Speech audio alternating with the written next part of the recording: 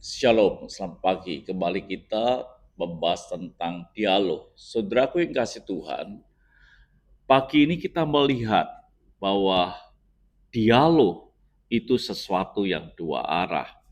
Dan kita melihat ada seorang penjahat yang bisa berdialog secara benar dan dia bisa mengerti isi hati Tuhan dan akhirnya dia mengalami sesuatu yang besar. Dikatakan ketika Yesus di kayu salib, ada penjahat di sebelah kiri dan kanan. Lalu dikatakan dalam Lukas 23 ayat 41, kita memang selayaknya dihukum, misal satu penjahat, sebab kita menerima balasan yang setimpal dengan perbuatan kita, tetapi orang ini tidak berbuat sesuatu yang salah. Salah satu penjahat menyampaikan sesuatu, bahwa ini adalah orang yang tidak bersalah. Di ayat 42, lalu ia berkata, Yesus, ingatlah akan aku apabila engkau datang sebagai Raja. Artinya apa? Ketika mereka berdialog dengan Yesus yang di kayu salib, yang sedang teraniaya, dia berkata, dia adalah orang benar, tidak bersalah. Yang kedua, dia berkata, kalau engkau datang sebagai raja. Artinya apa?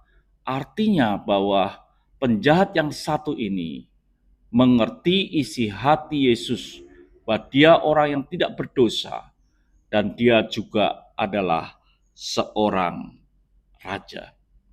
Bukan sekedar itu, tapi dia juga meyakini bahwa Yesus yang mati ini tidak selamanya mati, dia akan bangkit. Sehingga dia berkata, lalu ia berkata, Yesus ingatlah akan aku apabila engkau datang sebagai raja. Dia tidak mati, dia bangkit bahkan menjadi raja. Jadi saudara kasih Tuhan, orang penjahat ini bisa meresponi akan hati Tuhan secara benar.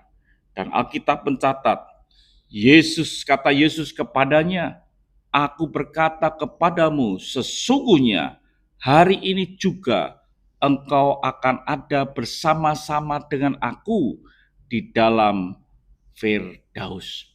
Orang yang bisa meresponi akan isi hati Tuhan, memaknai secara benar isi hati Tuhan, maka orang itu akan mengalami sesuatu kehidupan yang lain. Keselamatan, bahkan Tuhan katakan hari ini, bukan ada penundaan, tapi hari ini engkau akan bersama-sama dengan aku di Taman Firdaus.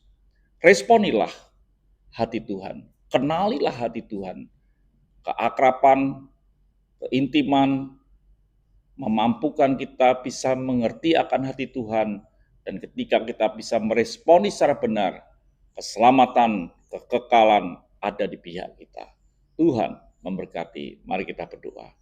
Bersyukur ya Bapa, biarlah kami bisa menikmati kasih kemurahan-Mu ketika kami bisa meresponi isi hati-Mu.